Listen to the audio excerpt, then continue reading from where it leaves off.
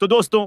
अब अमेरिका ने फिर से भारत की कंपनियों को निशाने पर लेना शुरू कर दिया है और अमेरिका के द्वारा भारत की कंपनियों को निशाने पर लेने के लिए माध्यम के रूप में ईरान का इस्तेमाल किया जा रहा है। दरअसल ईरान और इराक, यह दोनों देश क्रूड ऑयल यानी कि कच्चे तेल के बहुत बड़े उत्पादक हैं, जिनके इस्तेमाल से डीजल, पेट्रोल जैसे कुछ अन्य उपयोगी फ्यूल बनाए जाते हैं। लेकिन आमतौर पर ईरान और इराक,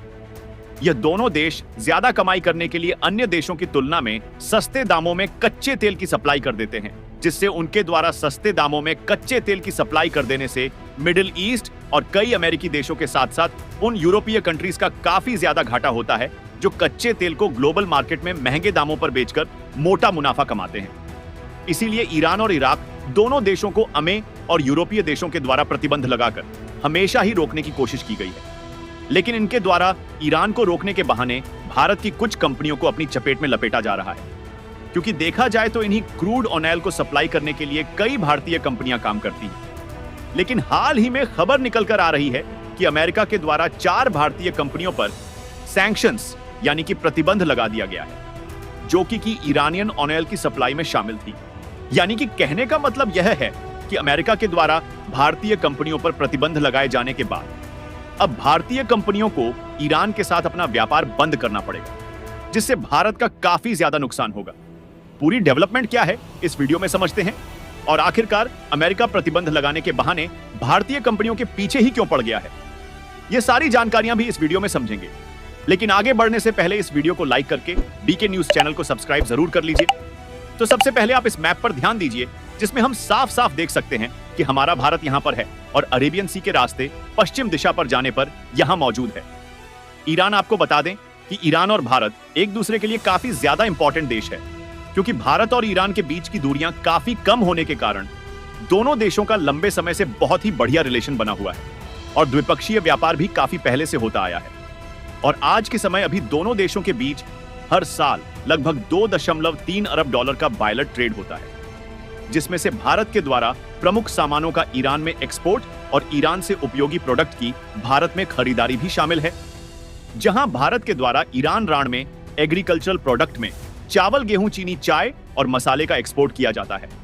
और साथ ही दवाइयां और चिकित्सा उपकरण, इंजीनियरिंग और मशीनरी उत्पाद, रसायन और पेट्रोकेमिकल्स के अलावा वाहन और ऑटो पार्ट्स की सप्लाई बड़ी मात्रा में भारत के द्वारा ईरान में की जाती है, जिससे ईरान की जरूरत भी भारत के द्वारा पूरी हो जाती है और इससे सामानों की बिक्री भी भारत के द्वारा ईरान में हो जाती है।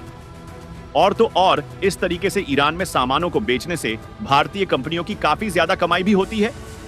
लेकिन हमने आपको बताया कि सिर्फ ऐसा नहीं है कि भारत के द्वारा जरूरतमंद की वस्तुओं का एक्सपोर्ट ईरान में किया जाता है और उससे भारतीय कंपनीज की कमाई होती है, बल्कि इसके अलावा कई जरूरी सामान भी हम लोग ईरान से खरीदते हैं।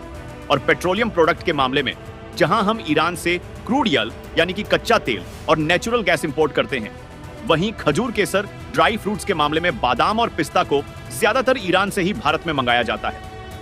अगर आपको नहीं मालूम तो आपको बता दें कि आप जितने भी ड्राई फ्रूट्स जैसे कि अखरोट, बादाम, पिस्ता और खजूर को खाते हैं, उसके लिए इस बात के चांसेस बहुत ही ज्यादा है कि उन ड्राई फ्रूट्स को अफगानिस्तान या फिर ईरान से मंगाया गया हो, क्योंकि 70 से 80% ड्राई फ्रूट्स इन्हीं 2 देशों से भारत खरीदता है। और आप सोचकर देखिए कि जो भारत 70 से 80% ड्राई फ्रूट्स के कंजप्शन के लिए विदेशों पर निर्भर है, जब यही भारत अफगानिस्तान और ईरान, जो कि भारत के बहुत ही करीबी देश है, इनसे ड्राई फ्रूट्स खरीदता है, तब भी इतना ज्यादा महंगे होते हैं। तो ऐसे में अगर यही ड्राई फ्रूट्स को हम तुर्की और अमेरिका जैसे देशों से खरीदें, तो ये भारतीय मार्केट में कितना ज्यादा महंगे हो जाते। कहने का मतलब यह है कि ईरान भारत के लिए काफी ज्यादा इंपॉर्टेंट है। लेकिन थोड़ी देर पहले ही हमने आपको बताया कि आज भारत और ईरान के बीच का बायलर ट्रेड टू पॉइंट 3 अरब डॉलर हो चुका है। लेकिन कुछ साल पहले 2018 से 19 के समय यह इतना कम नहीं था, बल्कि दोनों देशों के बीच होने वाला ट्रेड लगभग 17 बिलियन डॉलर के करीब था, क्योंकि उस समय अगर भारत में सबसे ज्यादा कच्चा तेल किसी देश से खरीदा जाता था तो वह था ईरान।